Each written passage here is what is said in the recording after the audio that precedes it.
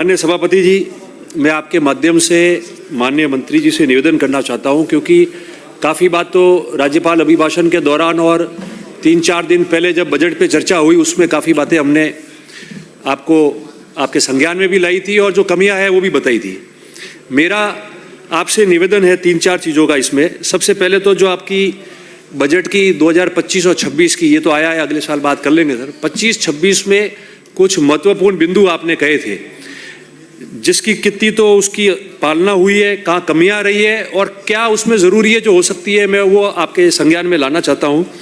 पहले तो आपने जो मुख्यमंत्री आयुष्मान की बात की थी, जिसमें MAA माँ के नाम से आपने स्कीम तो बना दी और 3000 करोड़ के अधिक लागत से आपने उसमें प्रावधान भी किया था, मगर उसके अंदर 2-3 चीज़ें ऐसी थी जिसको आपने कहा था कि हम लागू करेंगे इसमें। जिसमें सबसे पहले आपकी थी जो इंटरस्टेट पोर्टेबिलिटी को लेकर आपने उसके अंदर बिंदु संख्या 55 में आपने ये बात की थी। और इंटरस्टेट पोर्टेबिलिटी की बात मैं इसलिए कर रहा हूँ कि हमने समय समय पे, अब ये झगड़ा अलग है कि हाँ पक्ष वाले हाँ कहेंगे, ना पक्ष वाले ना कहेंगे, कोई तारीफ करेगा, कोई विपक्ष में है तो उसको माना जाएगा कि सिर्फ बुराई कर रहा है। तो भामाशाह और चिरंजीवी का झगड़ा तो जग जाहिर है, लोग जानते हैं। हमसे ज़्यादा होशियार राजस्थान की 8 करोड़ की जनता है जो इसका लाभ ले रही थी, लाभान्वित हो रहे थे। कहाँ कमियाँ हैं, जो सुविधा ले रहा था और वंचित है वो सबसे ज़्यादा इसका एनालिसिस कर लेगा। मगर सबसे बड़ी बात है कि आपने जो इंटरस्टेट पोर्टेबिलिटी की बात की, हम लोग सीमावर्ती जिलों से आते हैं और लोग गुजरात जाते हैं हमेशा अपने इलाज कराने के लिए। कुछ काम होता है 10 मिनट में गुजरात पहुंच जाते हैं बड़े बड़े हॉस्पिटलों में। ये सारी जो पॉलिसीज़ है वो उनके लोगों के लिए कितनी मजबूती से काम आवे और जल्दी से जल्दी उपचार के साथ में उनका पैसा जो है वो काम आ जावे, कार्ड के माध्यम से हो। पहले हमने रिटर्न की बात की थी। मैं समझता हूं कि उस 25-26 की बजट में इस बिंदु पे आप ज़रूर जो है थोड़ा कुछ बताएंगे और उस पर आप एक्सरसाइज करेंगे। इसके अलावा मेरे पूर्व के वक्ताओं ने कहा है कि 70 वर्ष की आयु की बात तो आपने कर ली थी, मगर उसके अंदर दवाइयाँ, विटामिन वगैरह की कितनी उनको मिल पा रही है कि नहीं सीनियर सिटीजन्स को, इसके बारे में सीरियसली आप जो है देखिए, क्योंकि ये शिकायतें भी बार बार आ रही है। में टाइप 1 डायबिटीज़ के लिए आपने कहा था, कई जगह मैं आपको नाम बता सकता हूँ अभी, जहाँ अभी तक कोई सुविधा उसकी हुई नहीं है, जो आज के दौर में सबसे ज़्यादा इम्पोर्टेंट है, बहुत ज़्यादा ज़रूरी है।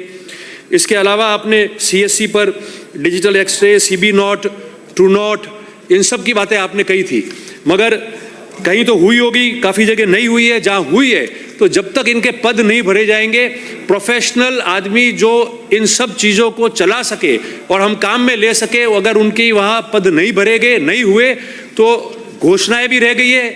जहाँ इम्प्लीमेंटेशन हो रहा है आपके कहने पे थोड़ा बहुत भी, वो भी कहीं भी काम नहीं आएगा। मैं आपसे ये निवेदन करना चाहता हूँ। इसके अतिरिक्त आपने ट्रक बस ड्राइवरों तथा कामगार वर्ग, जिसमें सब कामगार वर्गों का उल्लेख किया आपने जाति वाइज, उनको निःशुल्क चश्मे देने की बात की थी और टेरिटरी केयर सिस्टम की भी आपने बात की थी। मेरा आपसे निवेदन है कि आपने बजट में आप उसको लिया है, माँ योजना के अंतर्गत लेके आ गए। 55, 56, 54 नंबर पे 25-26 के बजट में आपने उसको अंकित किया हुआ है। मेरा निवेदन है इन चीज़ों के लिए तो आप कैंप करा दो, तहसील वाइज करा दो, जिले वाइज करा दो, विधानसभा क्षेत्र वाइज करा दो, ताकि चश्मे वगैरह के लिए तो इंतजार नहीं करना पड़ेगा कब तो होगा कब जाएगा। कैंप करोगे, ट्रक ड्राइवर कोई आपके हॉस्पिटल में चला के आएगा, वो अलग बात है जब उसको बहुत ज़्यादा ज़रूरत पड़ेगी, पर कैंप होगा तो कोई छुट्टी करके भी, रोजगार पे नहीं जाके भी उस कैंप के अंदर आएगा। मेडिकल कैंप हम करते रहते, तो सरकार को इस काम के लिए जो है वो आगे आना चाहिए और आपको कैंप करना चाहिए। मैं आपसे एक निवेदन करना चाहता हूँ, 2-4 बातें और थी। हमारे यहाँ पोस्टें वेकेंट रहती है, कारण ये है कि जब रिक्रूटमेंट होता है, पोस्टिंगें होती है, लगती है, तो सारे लोग जो है वो इस इलाके से, पूर्वी और मध्य से वहाँ आ जाते हैं हमारे उस तरफ। आने के बाद में सरकारें, चाहे हमारी रही हो या आपकी रही हो, सरकारों की बात नहीं है, और पॉलिटिकल सिस्टम अपना काम करता है, तो सारे ट्रांसफर करके या डेप्यूटेशन करके वापस आ जाते हैं। यहाँ आते हैं तो बाड़मेर हो, जालोर हो, सिरोही हो, ये सारे पद जो है अधिकतर हमारे खाली रह जाते हैं। अभी कुछ समय से मैं देख रहा हूँ कि ज़्यादा कम हुआ है, मगर इतना ज़्यादा हो जाता है कि हम लोगों की पोस्टें खाली रह जाती है, छोटे मोटे काम के लिए, इलाज के लिए भी वो कहाँ जाए। तो मेरा मानना है कि ये जो बॉर्डर डिस्ट्रिक्ट है, इनके अंदर जो आपकी CSCs है उसको आप मजबूत करो। उसमें जो अगर ज़्यादा भी लग जाए पद के अतिरिक्त सर्जन करके, तो मैं समझता हूँ कि कहीं खाली ले गई है, वेकेंट भी रह गया सब सेंटर में, तो वो व्यक्ति कम से कम वहाँ 20-30 किलोमीटर के दायरे में जहाँ PSC और CSC है उसके अंदर आके इलाज करा देगा, तो ये तकलीफ हमारे यहाँ नहीं आएगी। क्योंकि ये मेडिकल और एजुकेशन दोनों डिपार्टमेंट में सबसे बड़ी तकलीफ जो है ये हमारे लोगों के सामने वहाँ आती है। मुझे आपसे निवेदन करना चाहता हूं कि रानीवाड़ा विधानसभा क्षेत्र में हमने उप जिला स्तर का चिकित्सालय और ट्रॉमा सेंटर की बात की। ये दो इसलिए की थी, माननीय मंत्री जी आप वाकिफ हो, उस एरिया से आप आते जाते हो, आपके टच में भी है। मैं आपसे इसलिए निवेदन कर रहा हूँ क्योंकि जो भी टूरिस्ट आता है गुजरात से या अन्य स्टेट से, वो रामदेवड़ा जी जा रहा है, बाड़मेर जा रहा है, जैसलमेर जा रहा है, जोधपुर जा रहा है, और वापस टू एंड फ्रो में जब वो वापस आता है तो वो माउंट आबू जा रहा है, राजसमंद नाथद्वारा जा रहा है या उदयपुर जा रहा है। इस रूट को यूज करता है। एक्सीडेंटल इतने वहाँ हो गए केसेस, और दूसरी इतनी सारी जो है चिकित्सा की डिमांड है कि ट्रॉमा सेंटर होना जरूरी है। उप जिला चिकित्सालय की बात 24 की बजट में आपने भीनमाल को वहाँ उप जिला चिकित्सालय बनाने की बात की थी, आज तक कोई वहाँ इम्प्लीमेंटेशन हुआ। हमने कहा भीनमाल में बन जाएगा तो भी रानीवाड़ा के काम आ जाएगा, आसपास के गांव के काम आ जाएगा। जमीन अलॉटमेंट के लिए भी एक्सरसाइज हो गई है, उसमें काम नहीं हुआ। भीनमाल के माननीय सदस्य, भीनमाल से आने वाले माननीय सदस्य ये बता रहे हैं जमीन अलॉटमेंट की बात हो गई, जमीन भी पड़ी हुई है, मगर कोई एक्सरसाइज। मेरे कहने का मतलब है जो कल नेता प्रतिपक्ष अपनी बात में कह रहे थे बजट के दौरान कि एक तो डिपार्टमेंट का भले 0.2% किया हो या 3% किया हो, बजट कम कर दिया, उसके दूसरी ढूंढ रहे हैं हम। मैं वो जमीन जिला अस्पताल, उप जिला अस्पताल के लिए वो जमीन कम पड़ रही है, दूसरी ढूंढ रहे हैं। आपके ध्यान में हो तो बता देना। मैं माननीय सरकारी मुख्य सचेतक जी से निवेदन कर रहा हूं कि जो माननीय भीनमाल से आने वाले सदस्य भी कह रहे थे कि जो पैरामीटर जमीन मांगने के लिए तय किया हुआ था उसके अनुसार उसका प्रस्ताव बना के तो भेजा हुआ है। अब और उसके प्रस्ताव भेजने के बाद में उसका अलॉटमेंट हो गया। अब मैं मानता हूं इस बात को कि किसी को पॉलिटिकली उसमें कोई तकलीफ आ रही है या पॉलिटिकल अड़चन है, मैं शायद आपके संज्ञान में हो या नहीं हो, या हो भी सकता है, तो मैं तो कह रहा हूं कि आप या तो उसको कर लो, नहीं तो उसके बराबर जो पड़ी है उन जमीनों को करो। तो सही कब करेंगे? 24 का बजट से 26 आ गया है और इतना टूरिस्ट इंपॉर्टेंट जगह है, लाखों टूरिस्ट, सुंदा माता जी भी आ रहे हैं, सीजन से नहीं रुकेगा, ये गारंटी है। धन्यवाद। तो एक और हो जाए, जालोर अकेला रहा है बिना मेडिकल कॉलेज। पिछली सरकार में हमने देखा है, हो जाएगा, वो भी आपने कहा है, तो मैं आपको धन्यवाद दूंगा, मगर उसको जल्दी करें।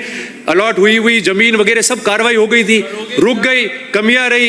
एक जालोर अकेला रहा है। हिस्ट्री बनी है राजस्थान में कि सिर्फ जालोर वंचित रहा है। इतना बड़ा जिला, इंपॉर्टेंट जिला, टूरिज्म पॉइंट के दृष्टि से राजस्थान में इंपॉर्टेंट जिला, और हम बिना मेडिकल कॉलेज बैठे। पर आपने कहा है तो मैं समझता हूं कि अगले बजट में हम लोग बोलेंगे, उससे पहले उसका शिलान्यास कम से कम हो गया होगा, ऐसे मैं आशा करता हूं।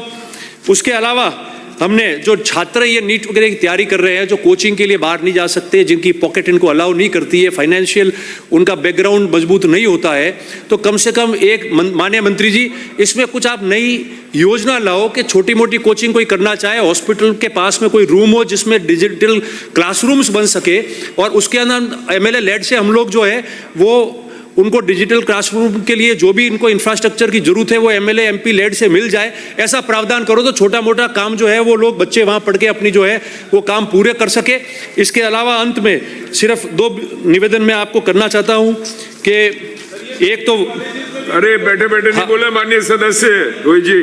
हाँ, तो माननीय राजाखेड़ा से आने वाले जो सदस्य वो भी कह रहे थे कि मेडिकल कॉलेज में भी कर ले हुए, तो भी उसको कर देंगे। तो मैं आपसे यही निवेदन कर रहा हूं कि जो स्मॉल डिमांड्स है जिसकी वजह से वो कोचिंग के लिए किसी बड़े सेंटर में आके नहीं रहना चाहता हो, उसकी फाइनेंशियल बैकग्राउंड अच्छी नहीं है, तो अगर आप वो अलाउ कर दोगे तो एमएलए लेड्स और एमपी लेड से उसमें उसकी स्वीकृति भी करा दो। और अभी सुबह मैंने ध्यान आकर्षण लाया था, उससे मंत्री जी ने कमेटी बनाने की बात की है, तो जो भी अमेंडमेंट करना है एमएलए लेड के अंदर वो उसमें प्रावधान हो जाएगा। तो हम स्मार्ट क्लासरूम्स के लिए और दूसरे उपकरण जो है उन बच्चों को जो तैयारी कर रहे हैं उनको हम लोग उपलब्ध करा सकते हैं। और एक माननीय सदस्य कह रहे थे, आप करें। हाँ सर, बाकी अभी तो माननीय सदस्य कह रहे थे फ्री मेडिकल की, मैं उसमें नहीं जाना चाहता, सब लोगों ने अपनी बात कह दी है यस नो में, मगर फ्री मेडिसिन की स्कीम, माननीय एक सदस्य ने कहा था कि कुछ नहीं किया आप लोगों ने फ्री मेडिसिन। मैं उनको ये याद दिलाना चाहता हूँ वहाँ से जब उन्होंने किया कि जब ये 2008 और 13 के कार्यकाल के बीच में free medical scheme, free medicine की स्कीम जारी हुई, तो उस समय मुझे याद है मैं सरकारी उप मुख्य सचेतक था, मैंने एमएलए लेड से स्पेशल भवन बनाया। पहला राजस्थान का एमएलए लेड से बनने के बाद मुख्यमंत्री जी ने उसका उद्घाटन किया। उस समय 400 से अधिक मेडिसिन हम लोग दे रहे थे, और उसके बाद माननीय सभापति जी, उसके बाद में बाल गुजरात में, मुकुटाचार्य। उसके बाद में गुजरात में, अभी बाकी है हुक्म, 1 मिनट खाली, उसके बाद में गुजरात में वर्तमान प्रधानमंत्री जी मुख्यमंत्री थे, वहां रहते हुए आप पढ़ो उसमें